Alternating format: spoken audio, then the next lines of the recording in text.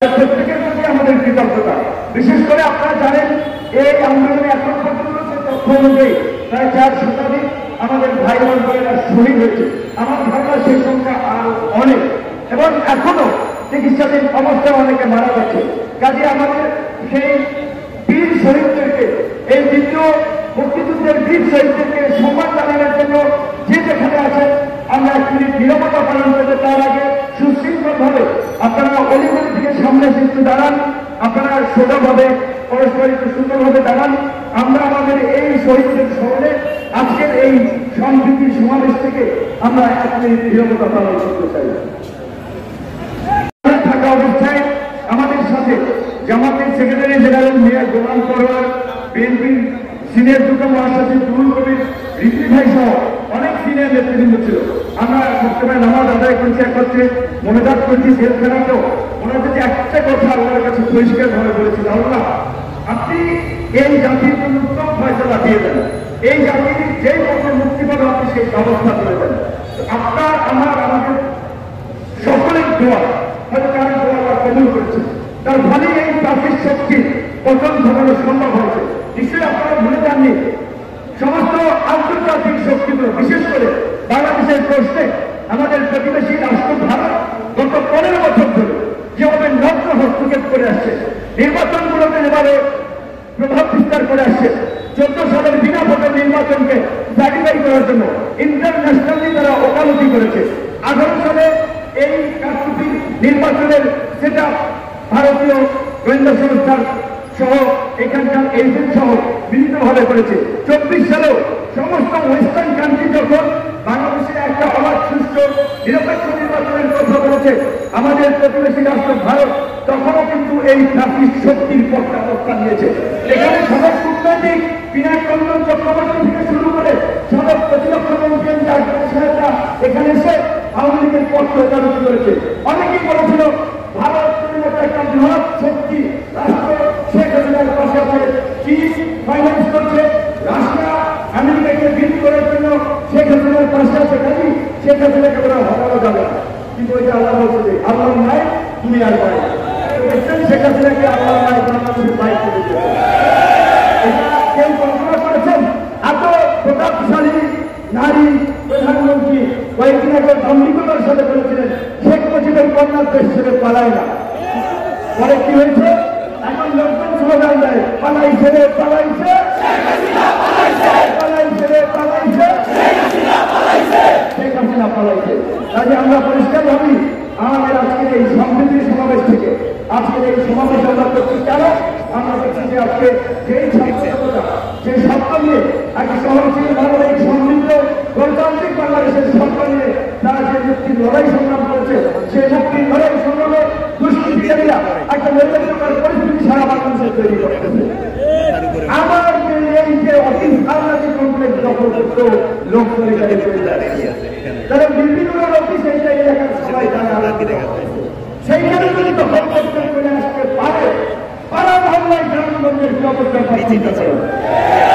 আমি বলছি টিভি দখল হয়ে যাচ্ছে, টিভি চ্যানেল, পত্রিকা অফিস দখল হয়ে যাচ্ছে, মালিকানা পরিবর্তন হয়ে যাচ্ছে, ব্যবসায়িক শিল্প গোষ্ঠীর মালিকানা পরিবর্তন হয়ে যাচ্ছে, একটা হরিলুট চলছে, এমনকি ব্যাংক লুটপাটের ঘটনাও ঘটছে। আমি সেদিন ডিবিসি পত্রিকা দেখেছি কয়েকটি ব্যাংকের ফল থেকে টাকা দিয়ে যাচ্ছে বাংলাদেশ ব্যাংকে, একটা নৈরাজ্য চলছে। কেন? আমরা বিপ্লব করি সেই নৈরাজ্য দেখার জন্য, এই নৈরাজ্য দেখার জন্য আমরা বিপ্লব করি।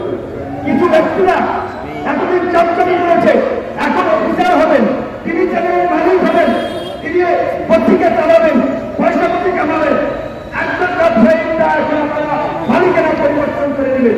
এদিকে হরিজনের বাংলাদেশ বলার জন্য আমরা তো এক শিকার করে রক্ত দিয়েছি, সেটা হবে না, হবে না।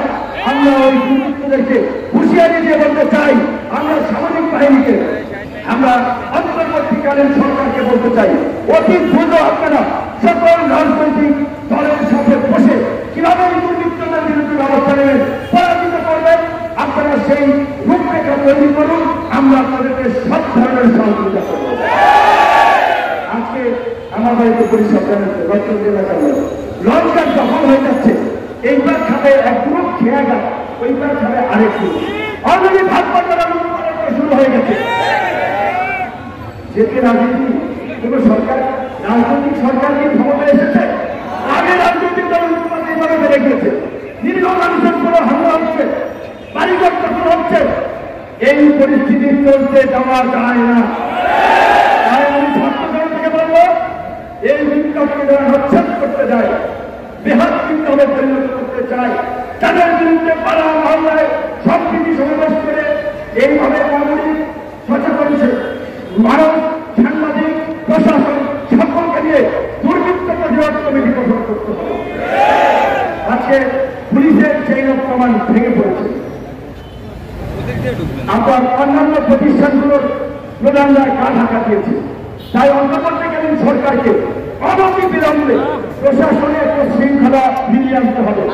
পুলিশ প্রশাসন সহ সরকারি কর্মকর্তা কর্মচারীদের মধ্যে যারা এই জাতির শক্তির নেতৃত্ব করেছে, গোলামি করেছে, দালালি করেছে, জনগণের বিরুদ্ধে অবস্থান নিয়ে গণবিরোধী কর্মকাণ্ড করেছে, অনতি বিলম্বে তাদেরকে চিহ্নিত করে চাকরিচ্যুত করে বিচারের মুখোমুখি করতে হবে।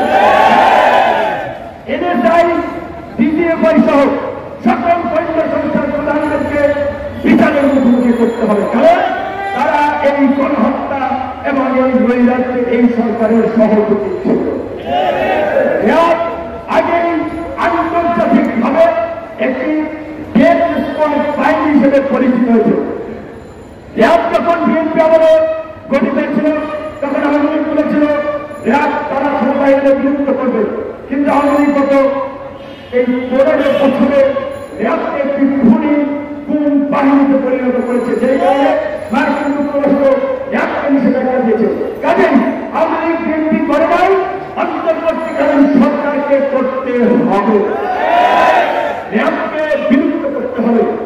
র্যাবের মতো এই রকমের যে কোনো গণবিরোধী বাহিনী, গুম বাহিনী আইনের সরকারে তৈরি না হয় সেই পদক্ষেপ নিতে হবে। এবং আমরা আশাবাদী স্বরাষ্ট্র আপনার মন্ত্রণালয়ের যিনি দায়িত্বে যেহেতু উপদেষ্টা ব্রিগেডিয়ার সাহেব সাহেব, তিনি সেটা করতে পারবেন, কিন্তু তিনি একা পারবেন না যদি আমরা সহযোগিতা না করি। তাই আমি আজকে নেতা কর্মীদেরকে, অন্যান্য রাজনৈতিক দলের নেতা কর্মীদের সাথে আলাপ আলোচনা করতে হবে কিভাবে এলাকায় শান্তি শৃঙ্খলা রক্ষা করা যায়। আপনি তো আইনের লোক না, কাজী আইন শৃঙ্খলা বাহিনীকে আইন শৃঙ্খলার কাজে সহযোগিতা করতে হবে, আইন শৃঙ্খলা তারা নিয়োজিত করতে হবে। পুলিশ, আমি একটা গভীর ষড়যন্ত্র দেখতে পাচ্ছি, পুলিশকে অকার্যকর করার একটা চেষ্টা করা হচ্ছে, ব্যর্থ হিসাবে তুলে ধরে পুলিশকে একেবারে অবলম্বন করার একটা চেষ্টা করা হচ্ছে। গ্রাম পর্যায় পর্যন্ত, থানা পর্যায় পর্যন্ত পুলিশের যে কাঠামো, আইন শৃঙ্খলা পরিস্থিতি নিয়ন্ত্রণে পুলিশের বিকল্প নাই। প্রয়োজনে কিভাবে পুলিশকে যুগোপযোগী করা যায়, এই করাপ্টেড, এই মাফিয়া অফিসারদেরকে বিচারের মুখোমুখি করে সব সাহসিক দক্ষ চৌকস অফিসারদেরকে দায়িত্ব দিয়ে পুলিশকে আগের চেয়েও অ্যাক্টিভ সক্রিয় করতে হবে এবং পুলিশকে সহযোগিতা করবে সচেতন নাগরিক, গণমাধ্যম, রাজনৈতিক দল, সুশীল সমাজ। আমরা আহ্বান জানাবো যে সরকারের কাছ থেকে দিক নির্দেশনা যাবে, প্রতিটি জেলায় ডিসি, এসপি, প্রতিটি থানা, উপজেলায় ওসি, ইউনিয়ন, সেখানকার রাজনৈতিক দল, নাগরিক সমাজ সকলের সাথে মত বিনিময় করে তারা আইন শৃঙ্খলা পরিস্থিতি ফিরিয়ে আনার জন্য অনতিবিলম্বে কাজ শুরু করবেন এবং বিপ্লবের পর যারা লুটপাট করছে, দখল করছে, তাদেরকে অবশ্যই চিহ্নিত করতে হবে। যদি তাদেরকে বিচারের মুখোমুখি করতে না পারেন, আগামী তোরা শেখ হাসিনার চেয়ে বড় ফ্যাসিস্ট এবং দখলদার হবে। আমরা বারবার বলেছি, সেই রক্তদান ত্যাগের মধ্যে দিয়ে দখলদারদেরকে আমরা হটিয়েছি, আর যেন কোনো দখলদার তৈরি না হয়। ওই যে দেখেন মাথায় রক্ত ব্যান্ডিজ দ্বারা দাঁড়িয়ে রয়েছে, তারা মঞ্চে নেতা হতে আসে নাই, তারা বক্তৃতা দিতে আসে নাই, রক্তাক্ত অবস্থায় এই সমাবেশে এসেছে, কারণ তারা একটা ভালো সমাজ চায়, ভালো রাষ্ট্র চায়, দেশটা ভালো চলুক, দেশের নাগরিকদের নিরাপত্তা থাকুক, নাগরিক অধিকার থাকুক, এইটাই তাদের প্রত্যাশা। আরো আছে কয়েকজন আমার সাথে দেখা যাচ্ছে গুলিবিদ্ধ হয়েছে, আমি সময় দিতে পারি নাই। আমি অনেক ব্যক্তিগতভাবেও অনেকে কথা বলতে চেয়েছে, সেটা খারাপ থাকার পরে সময় দিতে পারি, আমি ক্ষমা চেয়ে দিচ্ছি। আপনাদের প্রত্যেক টেলিভিশন আপনাদের সাথে মন ভরে ঘন্টার পর ঘন্টা আলাপ করতে পারে, দেখা করতে পারে, ভালো লাগতো। অবশ্যই দু একদিন পরে একটু পরিপূর্ণ সুস্থ হলে আপনাদেরকে সেই সময়টা দেবো। আজকে আমরা যেটা বলছিলাম, এই যে বিভিন্ন প্রতিষ্ঠান ধরেন আপনি ব্যক্তিগত গ্রুপের মালিক মালিক কোম্পানি কিংবা এসালন কিংবা বসুন্ধরা, এই কোম্পানিগুলো তো শুধুমাত্র ওই ব্যক্তির একটা বিষয়, এখানে লক্ষ লক্ষ মানুষের কিন্তু রুটি রুচির একটা বিষয় আছে। এই যদি মাঝে ব্যবসায়ী শিল্প গোষ্ঠী যদি কোনো অপরাধ করে, অর্থ প্রচার করে, দুর্নীতি লুটপাট ভূমিকর্ষিত করে, রাষ্ট্রীয় আইনে বিচার করা হয়। প্রয়োজনে রাষ্ট্রবাদীর সকল সম্পদ বাজেয়াপ্ত করবে, কিন্তু কোন প্রতিষ্ঠান চালিয়ে দেওয়ার অধিকার কারো নাই।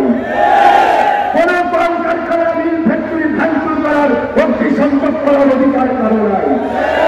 এইটা কারা করছেন আমরা ভালো করে জানি। আপনারা আমাদের বিপ্লবকে রক্ষা করার জন্য আপনারা এই কাজগুলো করছেন।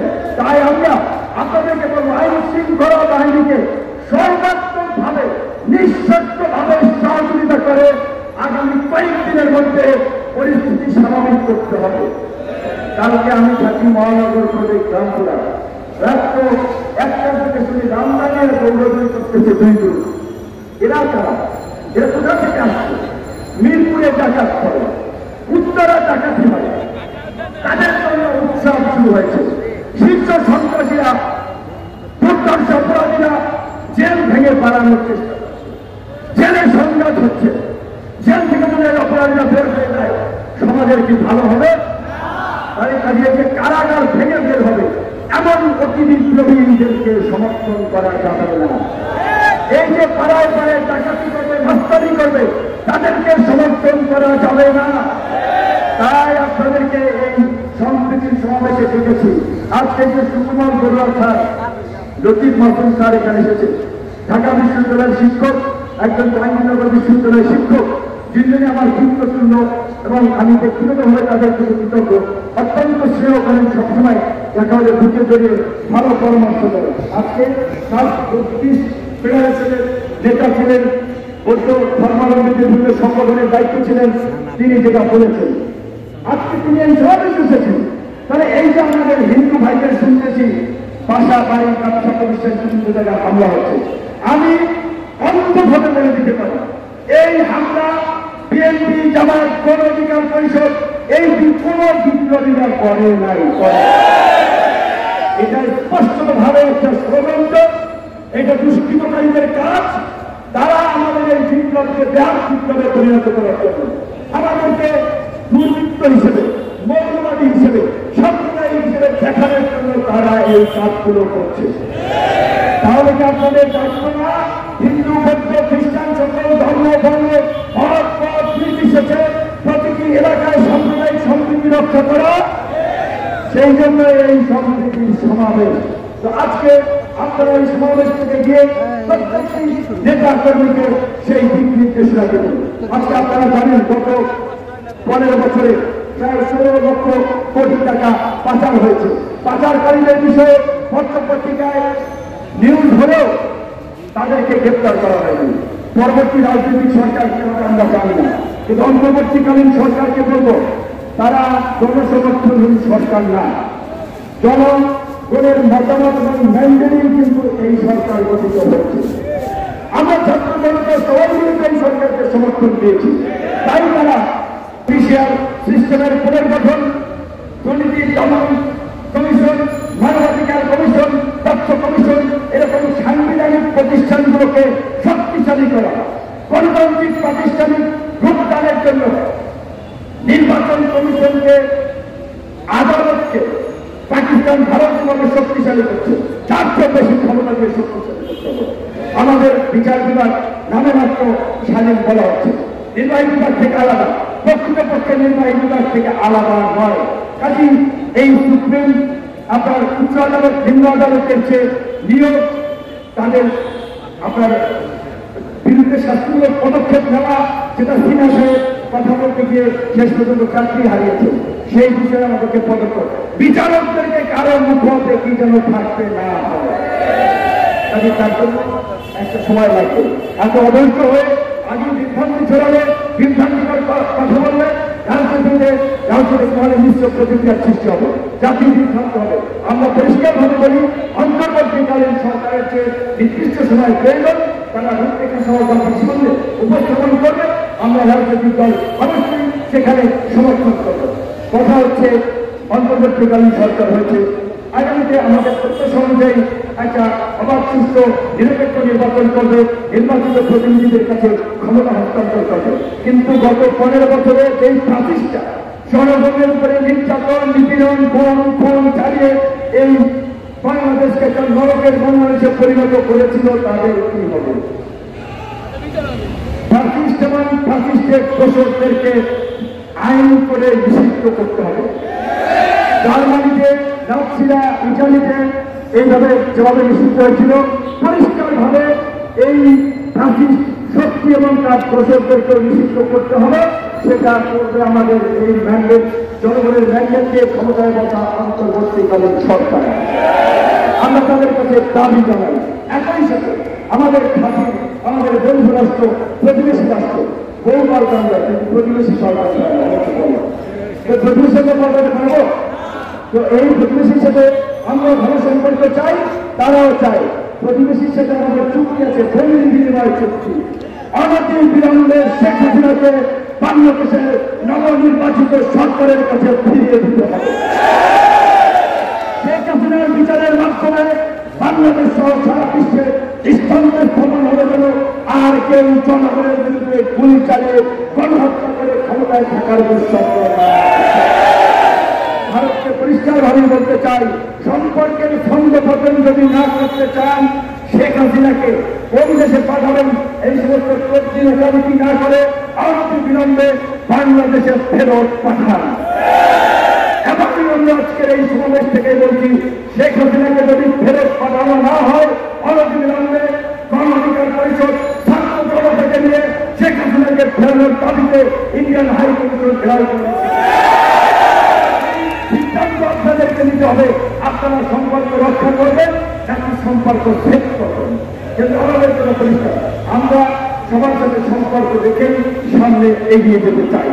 আপনারা গত 15 বছরে যা করেছেন সেইটা কোনো প্রতিবেশী শুধু আন্দোলন ছিল না।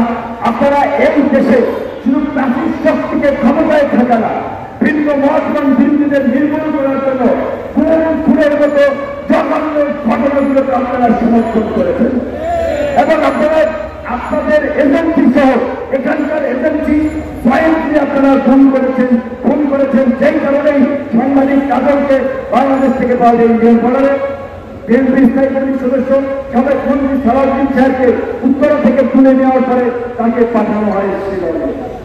এই কয়েক বছরেও ভারত সরকার, আগে প্রধান রাজনৈতিক দল ক্ষমতায় ছিল, সরকারে ছিল, তার নেতা ছিল, তাকে দেশে আসতে দেয় নাই।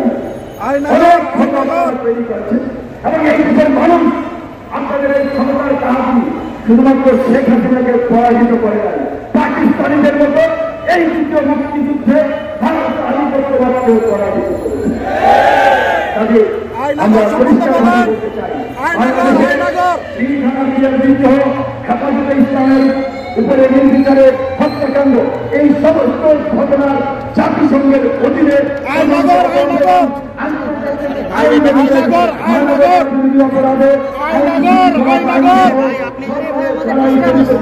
তাদেরকে বিচারের মুখোমুখি করতে হবে। তার জন্য বিশেষ ট্রাইব্যুনাল গঠন করতে হবে এবং এই কাজগুলো আমরা অন্তর্বর্তীকালীন সরকারের কাছে আমরা প্রত্যাশা করি। আমরা এই কাজগুলোর দৃশ্যমান বাস্তবায়ন করতে চাই। এখন কথা হচ্ছে, অনেকে মাইন্ড করবে, মন খারাপ করবে, কিন্তু কিছু কথা বলতেই হবে। গত 5-7 বছর ধরে আমরা রক্ষা করেছি, রাজপথে লড়াই সংগ্রাম করেছি, কোনো কিছু পাওয়ার আশা নিয়ে লড়াই সংগ্রাম করে গেল। বাংলাদেশের স্বাধীনতার বয়স 53 বছর। এই 53 বছরে এখন পর্যন্ত আমরা গণতন্ত্রের প্রাতিষ্ঠানিক যোদ্ধা, একটা খুব গভর্নেন্স বা সুশাসন, আমরা একটা সম্প্রীতি, সহনশীলতা, একটা মানবিক বাংলাদেশ আমরা দেখে গেল। হাসপাতালের ওয়ার্ড থেকে শুরু করে আপনার একটা মসজিদ নির্মাণ করতে গেলে ঘুষ দিতে হবে। ঘুষ দুর্নীতি সমাজের রন্ধে রন্ধে ছড়িয়ে পড়েছে এবং এটা করে নৈতিকভাবে জাতি হিসেবে আমাদের মেরুদণ্ড ভেঙে দেওয়া হয়েছে। শিক্ষা ব্যবস্থা প্রস্তুত করে ফেলেছে। এইগুলো গোড়া থেকে ফেলে সাজাতে হবে। তার সাথে যারা এই অন্তর্বর্তীকালীন সরকার 3 মাস থাকুক কিংবা 6 মাস থাকুক, তারপরেও একটা নির্বাচিত সরকার আসবে। সেই সরকার যদি যেই লাল সেই কদু হয় তাহলে কি হবে? কাজেই যেই লাল সেই কদু মার্কা, যদু কদু মার্কা সরকার যারা না আসতে পারে, এখন থেকে সচেতন ছাত্র জনতাকে কাজ করতে হবে। আপনার এলাকার ভালো মানুষটিকে রাজনীতিতে আসার সুযোগ করে দিন, তাকে সামনে দিন, তাকে সমর্থন করুন। তার মাধ্যমে সামাজিক পরিবর্তনের মাধ্যমে আগামীতে আমাদেরকে রাজনৈতিক পরিবর্তন করতে হবে। নতুন রাজনৈতিক বন্দোবস্ত, রাজনৈতিক সমঝোতা ছাড়া এই দ্বিতীয় বিপ্লব সফল হবে না। সেটা অন্তর্বর্তীকালীন সরকার যদি 3 মাস 6 মাস 1 বছরে থাকে, তাদের পক্ষে এই সময়ে সম্ভব নয়। কাজ করতে হবে পরবর্তী সরকার। কাজেই পরবর্তী সরকারের এমপি মন্ত্রী কারা হবে সেটা কিন্তু আপনাদের হাতে। আল্লাহ বলছে না, দুনিয়াতে যা ভালো মুসিবত সেটা আপনাদের হাতের কামাই। মানুষ যখন আল্লাহকে ভুলে যায়, আল্লাহর যদি অকৃতজ্ঞ হয়, এবং এরকম একটা কথা, যে জাতি যেরকম তাকে আল্লাহ সেরকম শাসক দিয়ে শাসন করে। শেখ হাসিনা এই চক্রটা নির্যাতন চালিয়েছিল, এই পরিস্থিতিতে কিন্তু আমরাও দায়ী ছিলাম।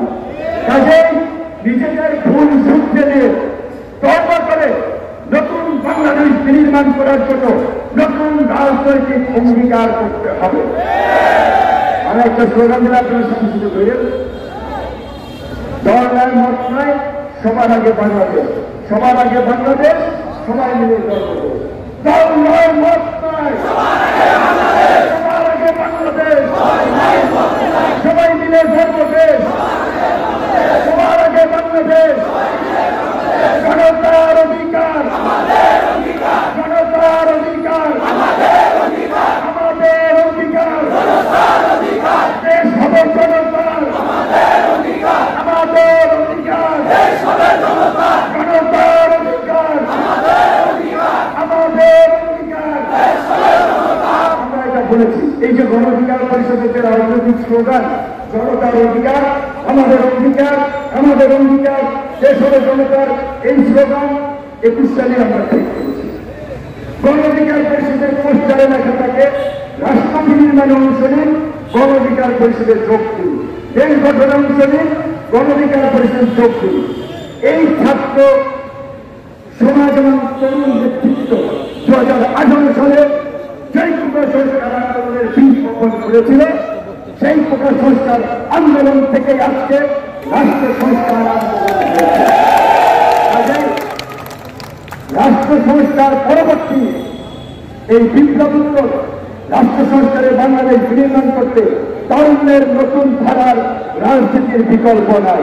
তাই আমি সকল দেশপ্রেমিক মানুষকে রাজনীতিতে, রাষ্ট্র বিনির্মাণে এগিয়ে আসার আহ্বান জানিয়ে আমার আজকে বক্তব্য শেষ করছি। আল্লাহ হাফেজ, সবাইকে ধন্যবাদ।